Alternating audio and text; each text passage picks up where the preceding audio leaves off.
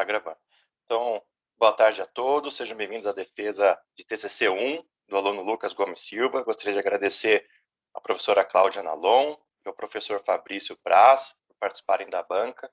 Então, Lucas, você tem 20 minutos para fazer a sua defesa de TCC e depois vamos abrir para a agressão da banca sem prazo definido. Tá? Pode começar. Beleza. Boa tarde a todos. Gostaria de estar agradecendo à professora Cláudia e ao professor Fabrício por terem aceitado estarem aqui nessa banca. Meu nome é Lucas Gomes Silva, aluno de Engenharia de Software na UNB, Campus Gama, e o tema deste trabalho é CSGR, o resolvedor não clausal, que tem como orientador o professor Bruno César Ribas. Nessa apresentação, estarei realizando uma contextualização sobre o tema deste trabalho, assim como seus objetivos, e apresentarei uma proposta. Estarei apresentando também os experimentos iniciais e um cronograma para o trabalho de conclusão de curso 2. Com o passar dos anos, tem crescido bastante o número de sistemas computacionais que estão sendo utilizados em aplicações críticas, como em automóveis, trens e aviões. Essas aplicações críticas precisam funcionar de forma correta, para que não aconteça problemas. E para isso é necessário estar realizando verificação desses sistemas. Mas à medida que um sistema computacional cresce também a complexidade de estar verificando de fazendo essa verificação. E com isso está sendo cada vez mais necessário a utilização de uma verificação automática. Para isto, são utilizadas ferramentas que realizam essa verificação e retornam fórmulas lógicas proposicionais. Essas fórmulas lógicas são uma sentença declarativa, ou parte de uma, em que eu posso atribuir um valor verdade a ela, seja ela verdadeiro ou falso, mas nunca ambos. Uma fórmula lógica tem como um de seus componentes variáveis, em que essas variáveis podem ser também uma fórmula básica e que nela eu posso atribuir o valor verdadeiro ou falso. É possível também estar criando fórmulas complexas através da utilização de operadores lógicos e outras variáveis. Os operadores disponíveis para isto são o de conjunção, o operador e, o de disjunção, operador ou, o de negação, implicação e o de equivalência. É também possível estar representando uma fórmula lógica em um formato de grafo. E essa representação ocasiona que uma diminuição da quantidade de repetição de variáveis na fórmula, já que cada fórmula tem a sua... Não, cada variável tem a sua própria fórmula, ou seu próprio nó, desculpa. Assim, um exemplo de fórmula tem esta, em que é lida P ou Q, e Q ou negação de P, e negação de P ou negação de Q, em que a sua representação em grafo é desta forma, em que os nós folhas aqui embaixo são as variáveis, os nós internos se encontram os operadores, e o nó raiz se encontra o operador de saída da fórmula. Agora explicado a fórmula lógica e a sua utilização em sistemas computacionais, podemos definir um problema que, como verificar a satisfatibilidade das fórmulas lógicas retornada da verificação automática. E para isto, eu posso estar aplicando o problema da satisfatibilidade booleana, ou também chamado de SAT. O SAT consiste em verificar uma valoração para as variáveis em que torne a saída dessa fórmula verdadeira. E temos aqui um exemplo. Para esta fórmula e o valor falso para a variável P e o valor verdadeiro para a variável Q, é possível definir se essa fórmula é satisfatível ou não. Assim, realizando a substituição do seu valor verdade de cada variável em suas devidas posições, se encontra nessa forma. Assim, realizando todas as operações lógicas, passaria para esse formato, e assim tendo uma saída verdadeira. Logo, esta fórmula é satisfatível. Mas existem também aplicações que realizam essa verificação de forma automática. E essas aplicações são denominadas os resolvedores de satisfatibilidade. Mas para estar realizando essa verificação de forma automática, é necessário que as fórmulas estejam em um formato específico para o resolvedor. Assim, muitos resolvedores utilizam de fórmulas clausais, que são fórmulas que estão na forma normal conjuntiva, também chamada CNF.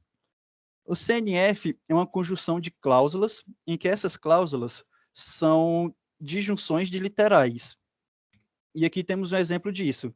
E aqui na descrição se encontra uma fórmula, que no formato de CNF, e aqui em cima a sua representação em grafo.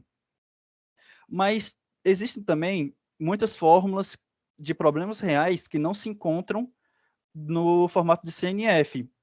E por esta razão, essas fórmulas são as chamadas fórmulas não clausais. Alguns formatos, representações assim que podem ser citados, tem o Whiskas, o Edmax, o WARG e entre outros. Assim, aqui tem na descrição da figura, temos um exemplo de uma fórmula na representação AIG. Essa representação, ela, em sua lógica, ela utiliza apenas de operadores e o de negação. E aqui no grafo, esses operadores, o de e é mostrado aqui nos nós que são iniciados por end, e o operador de negação são representados nas arestas nas arestas tracejadas. O AIG também, em português, é chamado de grafo e inversor. Com isto, eu posso estar apresentando para vocês os objetivos desse trabalho, que como objetivo principal tem o desenvolvimento de um resolvedor não clausal que utiliza como entrada fórmulas na representação de grafo e inversor. E de objetivos específicos, que são o de atuar diretamente na fórmula original, descartando a conversão para a representação clausal, possuir técnicas implementadas em resolvedores modernos, realizar experimentos de desempenho e comparar com outros resolvedores os resultados obtidos dos experimentos. Com isto, eu posso estar apresentando a minha proposta deste trabalho, que consiste no desenvolvimento de um resolvedor não clausal. Este resolvedor foi nomeado CSGR, um acrônimo para Circuit Sat Gomes Ribas, onde Circuit Sat faz referência ao problema de satisfatibilidade, Gomes ao autor desse trabalho e desenvolvedor do resolvedor, que sou eu, e Ribas, o orientador deste trabalho. Para isto, será utilizado um resolvedor não clausal como base para o desenvolvimento do CSGR, em que será utilizado as lógicas e técnicas presentes no LinFSAT, onde o LinFSAT é um resolvedor que utiliza como formato de entrada o Whiskas. E um diferencial do CSGR para o LinFSAT está no seu formato de entrada, em que será utilizado fórmulas que se encontram na representação AIG. Foram estudados também outros dois formatos de entrada, o Whiskas e o Edmax, mas devido à sua falta de arquivos para a realização de experimentos, isso tornou-se inviável de estar utilizando eles. Assim, o AIG se tornou mais propício para isto. E assim, como que um dos objetivos da realização de experimentos, será realizados experimentos de desempenho com o intuito de medir o tempo de execução que o resolvedor leva para realizar a verificação de uma fórmula. E, posteriormente, com os resultados obtidos, realizar uma comparação com outros resolvedores. Para realizar o desenvolvimento do CSGR, está sendo utilizado o Eiger, que consiste em um formato de arquivo, biblioteca e um conjunto de ferramentas que auxiliam no trabalho com fórmulas que utilizam da representação Eiger. e que tem por estrutura, em seu arquivo, no caso, iniciado por um cabeçalho, que se encontra o formato do conteúdo, um M para o índice máximo de variáveis, o I para a quantidade de entradas, o L, que são lets ou travas, também em português travas, e que este será sempre zero devido ao escopo desse trabalho. O O para a quantidade de saídas e o a quantidade de operadores E que a fórmula possui. Após o cabeçalho, vem o conteúdo referente à fórmula, que posteriormente eu estarei detalhando ele. E após o conteúdo, tem-se duas seções opcionais, que são a de tabela de símbolos e comentários. A tabela de símbolos consiste em apelidos para as variáveis de entrada e saída, e os comentários são textos no final do arquivo que não influenciam e não interferem na lógica da fórmula. Assim, dado esse exemplo de uma fórmula que está na representação EIG, este é um arquivo no formato de um arquivo Eiger, em que na primeira linha, em vermelho, temos o cabeçalho, que o M, que é 6, determina o índice máximo de variáveis, que é calculado, precisa de um cálculo para definir isso, que é 2 vezes M mais 1, que no caso é 13, logo o índice máximo está definido aqui. 3, que seria a quantidade de entradas, 0, que seria a quantidade de lets, 1, uma saída, e 3 operadores E. Assim, 2, 4 e 6 são as variáveis de entrada, 13 a variável de saída, e estas são as variáveis referentes ao operador E. Na esquerda são os operadores de destino, e à direita são as duas variáveis necessárias para estar criando a lógica de um operador E. Aqui se encontra a tabela de símbolos e o apelido para cada fórmula. E, por fim, os comentários. Um comentário, né? É necessário uma representação dessa fórmula em memória. E, para isso, foi utilizada a estrutura de um grafo dirigido acíclico, em que cada nó desse grafo tem essa estrutura. Um identificador numérico único, o nome original do nó na fórmula, o tipo do nó, que pode ser variável, conjunção ou negação, o valor verdade, que pode ser verdadeiro, falso ou não valorado, a lista de nós filhos, a lista de nós pais, o nível de decisão em que foi valorado e a causa da valoração, que pode ser decisão ou implicação. Essa estrutura foi utilizada como base do Lian-Fissati.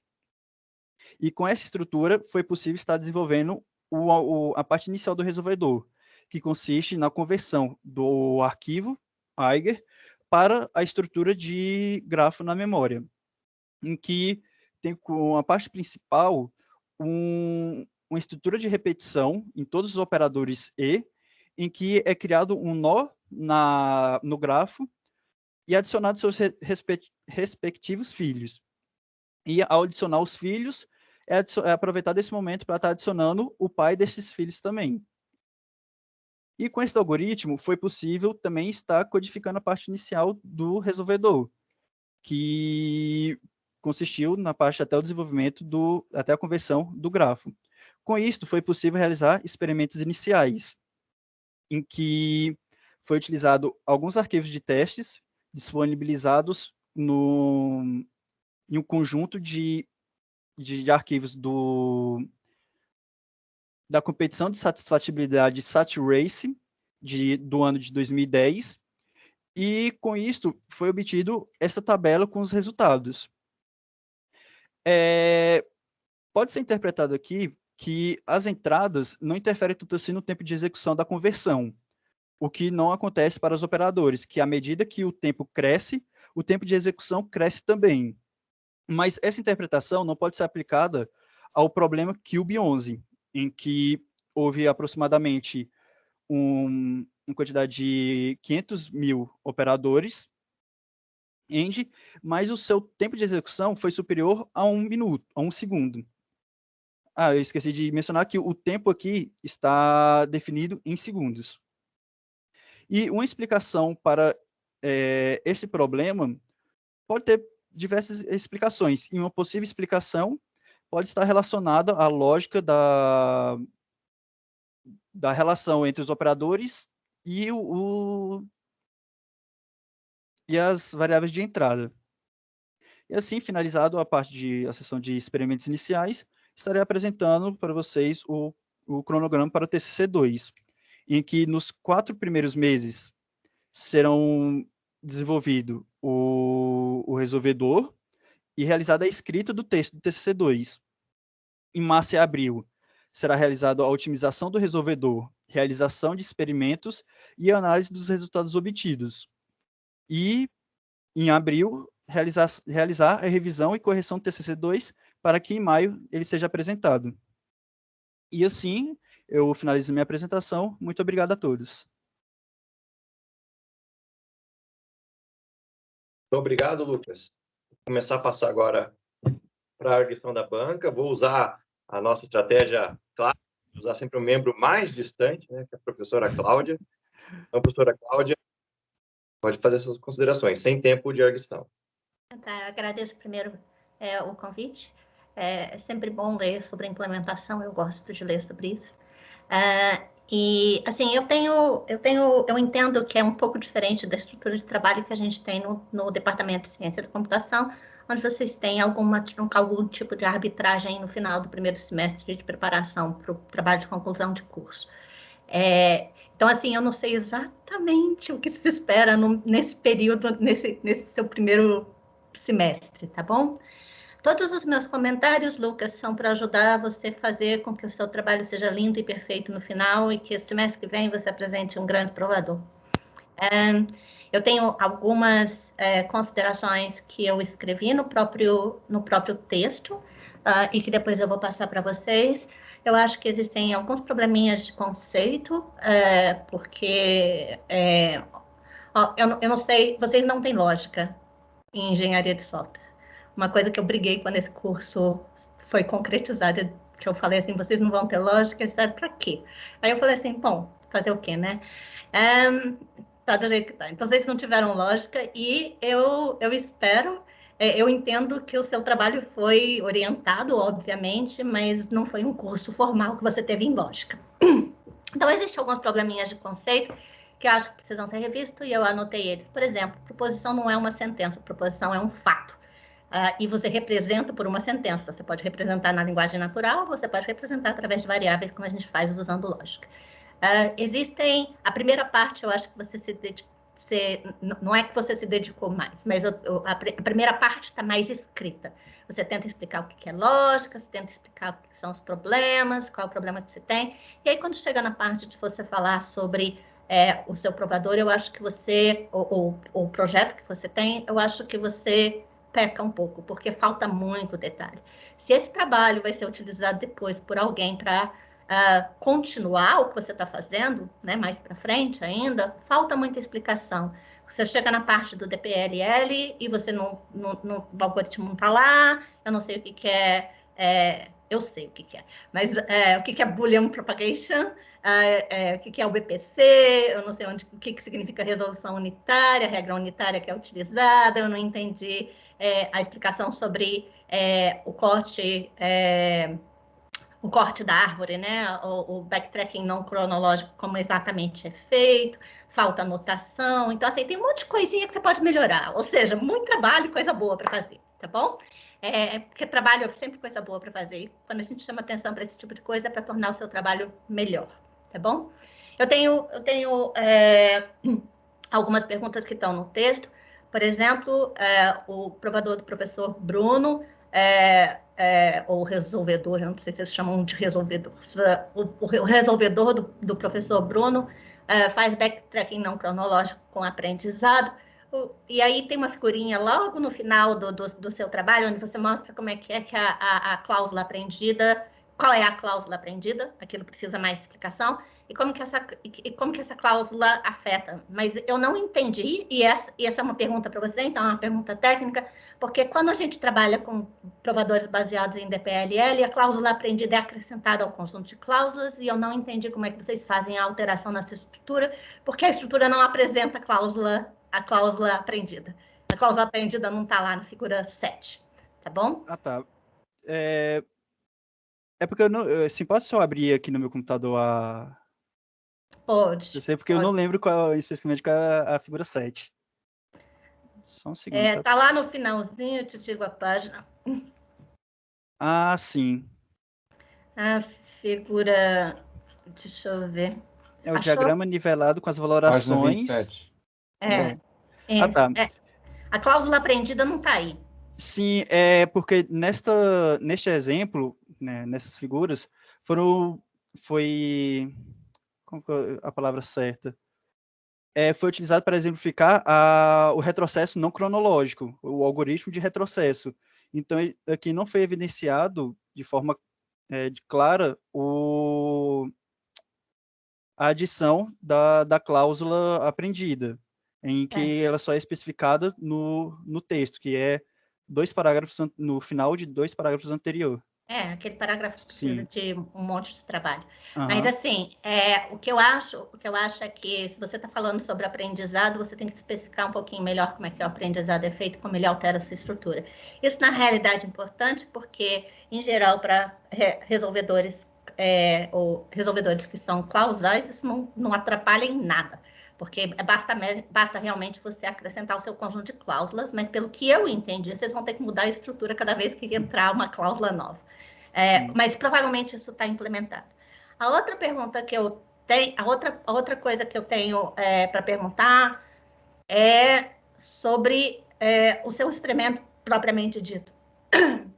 Porque, para mim, eu ainda tenho mais um ponto sobre isso, mas sobre esse experimento, não é claro para mim a conclusão que vocês obtiveram em relação àquele ponto específico fora da curva que está ali. Porque, na realidade, o número de operadores, o número de entradas não interessa, porque o número de entradas é basicamente linear. Na entrada, você lê e não tem a menor importância. Então, é claro para mim que isso não tem a menor importância. O número de operadores, obviamente, tem. Mas você está só fazendo pré-processamento, você só está fazendo leitura. Leitura da representação externa de entrada para a representação interna do provador já existente. E isso significa que isso deveria ser linear no número de operadores, porque a construção dessa árvore é linear, ou desse grafo é linear, no máximo quadrática, a construção é no máximo quadrática na entrada. Ou seja, não deveria ter diferença. E eu gostaria de saber por que é que vocês acham que isso está atrapalhando. Foi em específico aquele problema fora da curva, né? Então, Isso. professora, eu não... eu até falei, pode ter diversas explicações para isso, e eu não consigo dar uma explicação clara para isso. Por isso que eu mencionei que uma delas pode estar relacionada à lógica presente na fórmula, em que isso será melhor estudado na implementação e otimização desta conversão. Até porque eu realizei um algoritmo até que acredito que está um pouco bruto demais, que está realizando a leitura e passando para o formato de grafo, e é esperado realizar uma otimização também, como a senhora falou, que em questão de que o tempo está muito discrepante de um para o outro. Mas em relação ao problema, professora, no momento, eu não consigo responder o principal problema que aconteceu em específico naquela fórmula. Tá bom. Eu sugiro que você olhe seu código, porque isso Tá bom. deveria estar seguindo o padrão dos outros. Sim. Eu não acho que seja um problema da fórmula, porque você só está fazendo pré-processamento. E, Tá bom? professora, só desculpe interromper, mas isso foi algo que eu realmente achei estranho no momento do experimento, porque eu realizei, já tinha até fechado a conexão com os computadores, e quando fui fazer a média do tempo de execução de cada um, eu vi que aquele em específico estava bem discrepante dos outros. Aí tem algo estranho, eu vou realizar o teste novamente. E eu vi que realmente o tempo medido foram aqueles. Então, como melhora se vier o TC2, tá a otimização desse código, até porque a parte de leitura tem que ser o tempo mínimo possível para estar passando apenas esse peso para o restante do resolvedor, para a parte lógica mesmo. Exato. Outra coisa que eu acho que você deve acrescentar ao seu experimento, porque tudo bem, eu entendo que você esteja passando de um formato para outro formato, ou seja, está pegando a representação interna e você está passando para representação externa e está passando para representação interna do programa, é isso que foi feito até agora, mas você não tem índice de comparação. E eu sugiro que você pegue qualquer um dos programas do Armin e tente dar uma olhadinha quanto tempo ele processa. Porque eu acho, mesmo com os tamanhos das fórmulas que você tem lá, que você está gastando um monte de tempo no seu pré-processamento. Tudo bem, você disse, você vai otimizar isso depois, mas eu acho que você está gastando bastante tempo. Em geral, uma fórmula com tamanho de 1 milhão não é uma fórmula grande. Então, isso é algo que é importante você fazer. A última coisa que eu tenho a falar sobre a metodologia, o que foi visto até aqui, é que eu acho que foi realmente extremamente adequado que o professor Bruno tenha usado provadores de 2008, 2009 e 2010 na tese dele de mestrado em 2011, mas eu não acho que seja adequado você usar os mesmos benchmarks e mesmos provadores que você está relacionando no seu texto. É inadequado, é anacrônico usar um provador de 2008 no seu experimento. Se esses provadores, se esses resolvedores estivessem sendo mantidos, até que tudo bem, mas os provadores da CMU não são mantidos desde 2009. O Minisat, a versão em C dele, a última versão foi em 2014, tem mais de 8 anos que ele não é mantido também. Então, esses não são provadores com os quais você quer concorrer. Esses são provadores que que tiveram a sua história, participaram bem no tempo em que eles foram apresentados, mas eles não são parâmetros para você. Parâmetro para um SAT Solver, se você quiser um parâmetro para o SAT Solver, vai usar o glucose, vai usar a última apresentação, o Armin Bier tem um artigo agora em 2021 sobre SAT não causal, usando arquivo SAT não causal, e eu acho que é com essas coisas que você tem que comparar o seu trabalho, não com outras coisas. Por último, eu acho que você deve deixar muito mais claro qual é o objetivo do seu trabalho, porque do que eu li, o meu entendimento é que você vai usar já a máquina de inferência ou a máquina de satisfatibilidade já produzida, que é constante do provador já existente, e que você só está fazendo pré-processamento. Da sua descrição, você não diz nada do que vai ser alterado no provador em si. Então, se alguma coisa vai ser alterada, ela deveria ser claramente colocada no seu trabalho. Se você só vai fazer pré-processamento, não se assuste quando eu digo só, porque só não é só, no sentido de dizer que o trabalho é pequeno. O que eu estou dizendo é que se você vai fazer pré-processamento, então diga, eu vou trabalhar no pré-processamento que vai ser incluído no provador. Por último, uma única sugestão é que eu não vejo por que ter um provador novo para processar um novo tipo de entrada. Você inclui isso como módulo num provador existente. E você bota as flags, switches que você quer para você fazer a entrada no formato que você quiser. Muito melhor ter um provador que lê 2 formatos do que um provador que lê um único. Então, isso seria interessante. Então, só para continuar, você vai fazer só pré-processamento ou você vai trabalhar na máquina do provador? E se sim, o que é que vai ser feito? Professora, será trabalhado também, essa foi uma parte que eu conversei com o professor, mas ela não foi adicionada ao texto, porque foi posterior à entrega do texto. Em uma dessas conversas, o LeanFSAT, a lógica do LeanFSAT é que será valorado apenas as variáveis.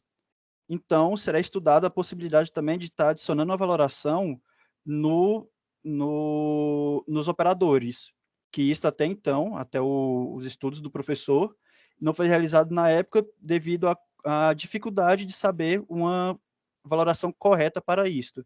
Então, não será realizado apenas só o processamento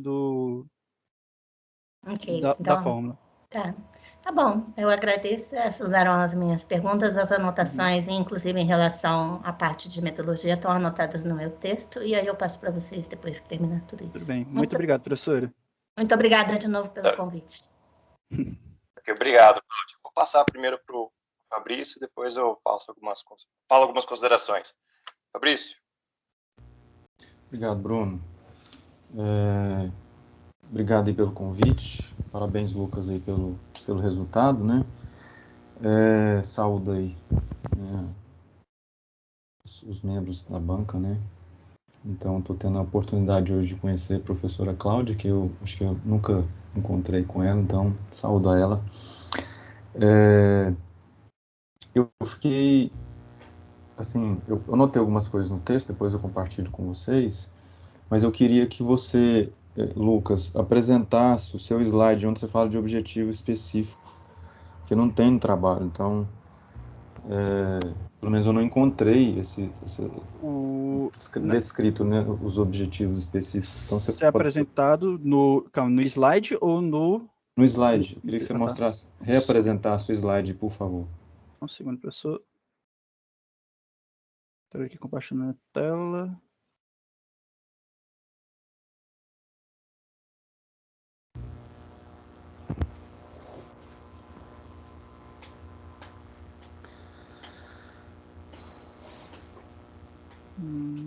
No caso, este slide, né? Esse slide. Uhum. Aí o senhor não conseguiu encontrar ele no texto. Esses objetivos específicos eu não consegui encontrá-los. Tá? Ele não foi especificado assim de forma clara como objetivo específico, mas eles foram falados na parte da introdução do trabalho. Uhum. E deixa eu ver... Foi na... Mas tudo bem. Ah, tá. Foi na parte do resumo. Eu explicado aqui, evidenciado a parte do objetivo principal, que consiste no desenvolvimento, e a partir daqui eu utilizei como objetivos específicos. Seria atuar diretamente na fórmula e também a realização de experimentos. Só coloca o slide em tela, por favor. Tudo bem. Quando você coloca aí, atuar diretamente na fórmula original, destacando as conversões para representação clausal. O que você quer dizer com isso aí? Assim, em que consiste essa atividade, como que você vai realizar e como que você vai avaliar se foi bem sucedido ou não? Como assim avaliar se foi bem sucedido? Porque quando você coloca assim, atuar diretamente na fórmula original. Ah, sim. O que seria atuar diretamente? Porque para fórmulas não clausais, existe a possibilidade de estar convertendo ela para a fórmula clausal. Mas isto pode acarretar na perca de informações referentes à estrutura da fórmula original. E atuar diretamente na fórmula original pode ser utilizado algumas técnicas de outros resolvedores para que seja descartado a conversão para a representação clausal. Uhum. Entendi. Eu fico com a impressão, fica a sugestão aí para eventualmente usar um termo menos abrangente, né? Porque atuar, você pode atuar de diversas maneiras, né? Então, algo mais específico para que o leitor ele possa ter a indicação de fato do que você vai fazer e de como eventualmente ele poderá concluir que foi bem sucedido ou não o que você fez, entendeu? Esse é o objetivo. A mesma coisa, eu queria que, se possível, que você revisasse os outros objetivos específicos aí. Possuir técnicas implementadas em resolvedores modernos. Uhum. Assim, você pode revisar e assim, apresentar, explicar o que é esse objetivo específico com um pouco mais de detalhes? Por exemplo, uma parte que até a professora Cláudia comentou, que tem o BCP rápido, que é o Boolean Constraint Propagation. Ele é uma técnica utilizada em resolvedores mais modernos. a aprendizagem de cláusula, que consiste na adicionar à fórmula cláusulas que geraram conflitos no processo de verificação. E essas são as duas principais que eu me lembro no momento, mas tem, eu acho que, se não me engano, mais outras duas que foi explicado no texto também. Uhum. Mas essas duas são técnicas que são implementadas assim, em resolvedores modernos. Isso aí não está mais associado, por exemplo, um requisito do que você vai fazer, do que de fato um objetivo específico? Eventualmente você precisa lançar mão dessas técnicas para resolvedores mais modernos. Não é essa compreensão mesmo, ou não estou entendendo a mensagem que está sendo passada? Sim, teria como. Você, Poderia ser interpretado como requisito também. sim. Porque, assim, eu fico com a impressão de que os objetivos específicos nada mais seriam do que dar ao leitor, né, assim, proporcionar ao leitor algo com um pouco mais de detalhe que, no todo, vai conseguir consolidar o seu objetivo geral, né, o seu objetivo principal. Esse é meu entendimento, né, dessa seção do seu trabalho. Então, eventualmente fica a sugestão aí para revisar isso aí, né? Se de fato se trata simplesmente de um requisito, então talvez o seu requisito não mereça ser transformado num objetivo específico, né? Uhum.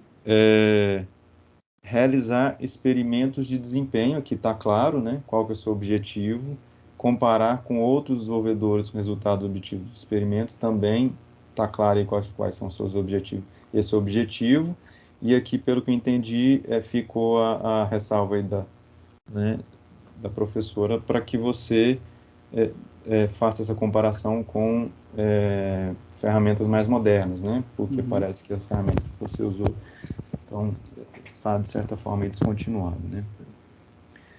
Eu queria, além das questões que foram já amplamente exploradas aí pela professora Cláudia, que é especialista na área, né? Não é meu caso. Eu queria chamar a atenção sua aí, né, Lucas? Primeiro, assim, dizer da satisfação, né, de ver vocês na engenharia de software, mesmo a gente não contando com a disciplina de lógica, vocês se lançando em um desafio, talvez, né, que a gente possa assumir que a engenharia de software não lhe dê esse suporte hoje, né? Então, queria parabenizar você e o seu orientador por essa ousadia, né? E chamar a atenção pelo seguinte, né? Uma vez que vocês estão na engenharia de software e que, de certa forma, esse trabalho, né, mais voltado para a teoria da computação, digamos, então, estaria um pouco distante da nossa rotina, né? Não seria possível, não caberia no seu trabalho, eventualmente, alguma aproximação dessa perspectiva, né, de validação formal, de verificação formal de algoritmos, aproximar um pouco da engenharia de software, eu digo assim, porque o trabalho está muito fortemente concentrado em teoria, né? Não caberia no seu trabalho, eventualmente, um estudo um caso de uso em que você trouxesse algum exemplo de um caso concreto e isso derivasse para algo teórico, para que assim os seus colegas da engenharia de software possam perceber como que se dá essa tradução, né, de um mundo, né, que a gente está habituado a vivenciar mais para um mundo teórico, né, dessa questão, especialmente de resolvedores aí, né?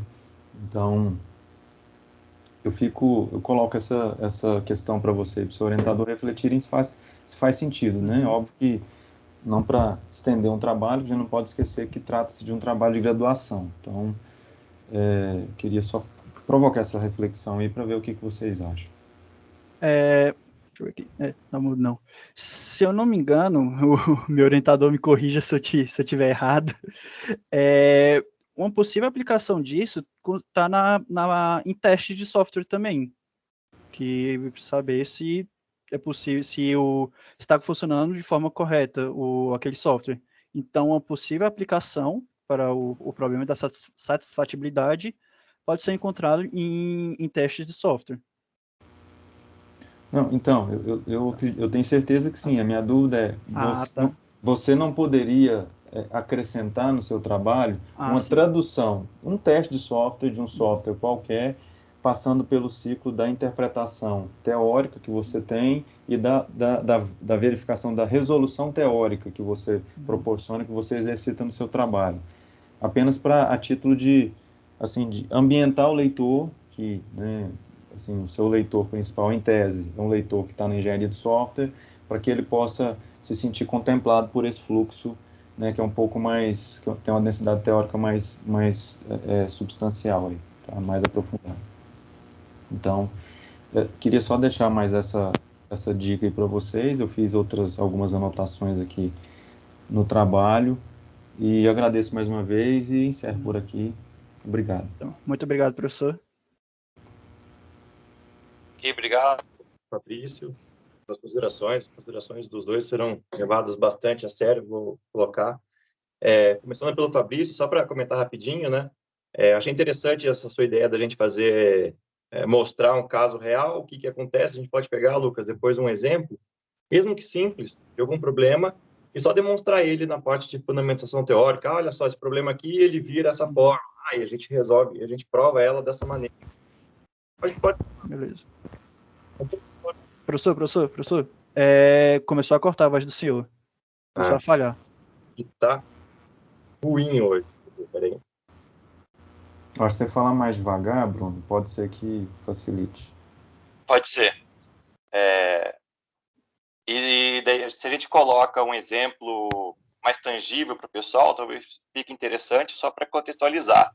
Por mais que não seja o objetivo do resolvedor, pelo menos a gente mostra, né, Lucas? Olha só o que dá para fazer. Aí o pessoal vai vislumbrar no futuro e ver, olha, realmente interessante que o trabalho dá para brincar com esses assuntos, tá? Então, eu acho que é bacana, Fabrício, gostei da ideia. Bem, e daí da Cláudia, pouco a acrescentar, né, Lucas? São ideias bem técnicas em relação à lógica. Acho que tudo que ela falou é bem claro. Então, é importante a gente levar em consideração, e principalmente em relação aos testes, né, Cláudia? A gente ainda não começou a fazer os testes, porque o Lucas usou, né, boa parte do tempo para entender os formatos que existem, né? Ele não colocou na apresentação, mas ele estudou como é que é o formato ISCAS, como é que é o formato Edmax, até começou na implementação de um parser Edmax, como é que faz o formato Eiger, e pegou a biblioteca lá do pessoal do Ling Ling para fazer o parser no Eiger, como é que funciona. Então, a gente começou o processo de entender e colocar. Agora a gente vai só melhorar para o próximo trabalho. Então, são pertinentes e vai levar em consideração. E agora, posso abrir perguntas também para os participantes, para o pessoal que está assistindo aqui. Alguém quer fazer alguma pergunta para o Lucas? Por que você ficou branco aí, Lucas? Não, professor, tô meditando ainda, tô me acalmando. Bem, então acho que ninguém quer fazer uma pergunta. Acho que eu caí, hein? Caiu não, Bruno. Caiu não, professor. Não, você tá aqui ainda. É que travou todas as imagens. Então eu vou pedir... Você está entre nós. Que bom. Então eu vou pedir licença para todos os participantes, inclusive o Lucas, para a banca fazer a deliberação final. E depois eu chamo o Lucas de volta para participar aqui com o resultado. Beleza. Novamente, gente, muito obrigado e até já já. Até já. Até me falaram esses dias que tem uma funcionalidade no Teams que eu posso criar uma subsala com subconjunto de pessoas. Mas eu procurei aqui da minha apresentação, não achei o botão que cria isso. Eu acho que você é no Zoom, né, não? Só deixa eu pedir para você parar a gravação, porque eu tive que eliminar minha